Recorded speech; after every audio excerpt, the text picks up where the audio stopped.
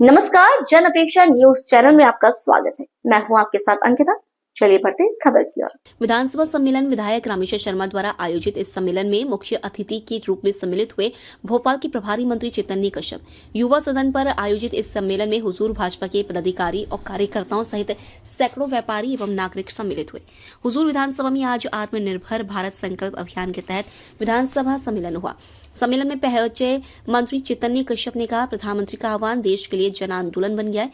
हर और स्वदेशी उत्पादों के प्रयोग को लेकर विशेष उत्साह, लोग आत्मनिर्भर भारत की दिशा में आगे आकर योगदान दे रहे हैं।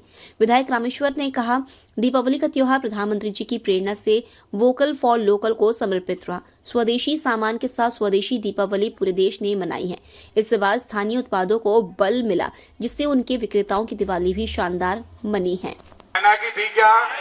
अमेरिका की थी क्या, ऑस्ट्रेलिया की थी क्या, इंग्लैंड की थी क्या, कहां की थी? अरे हाथ उठाकर स्वदेशी ताली बजाकर बताओ, भारत की वैक्सीन थी, भारत के विज्ञान। और ये कैसे संभव हुआ?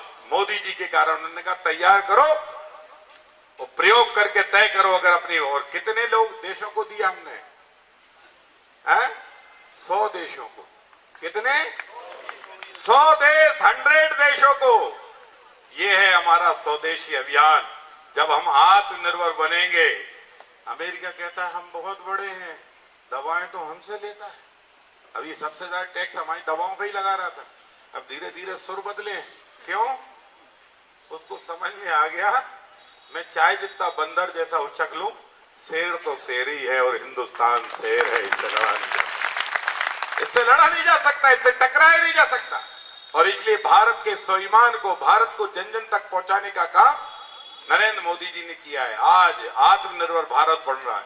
गांव में रोजगार के अवसर खड़े हो रहे हैं। कितनी फैक्ट्री, कितने उद्योग की क्या प्लानिंग हो रही है, ये बताएंगे।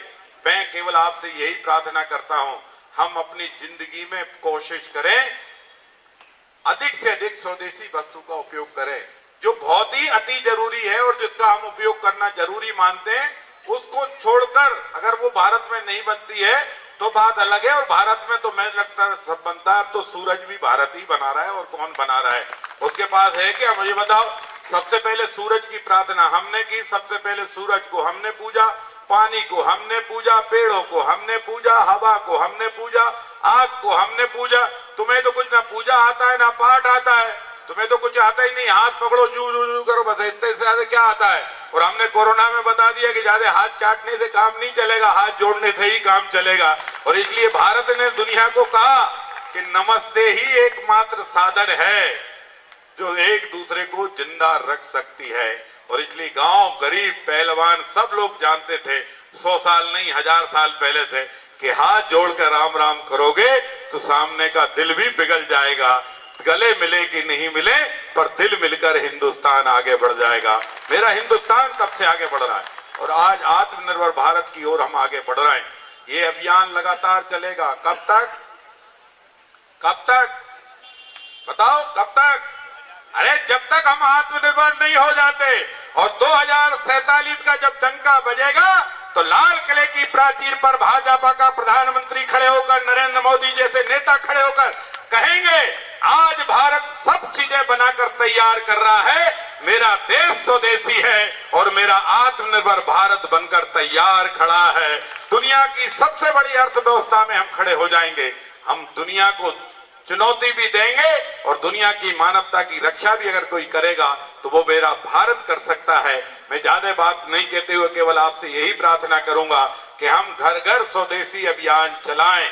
और ये सौभाग्य की बात है कि ऐसे अभियान के समय जिसने हिंदुस्तान के अंदर स्वदेशी भावना का जागरण किया हो, जिनने हिंदुस्तान के जनमानस में स्वाभिमान की भावना का जागृत किया हो, जिनने हिंदुस्तानी को हिंदुस्तानी बनाने के लिए तैयार किया हो, जिसने बाल काल से लेकर जिंदगी भर सामाजिक सेवा के साथ राष्ट्र सेवा का व्रत धारण किया हो, ऐसे राष्ट्रीय स्वयंसेवक संघ के भी शताब्दी वर्ष है।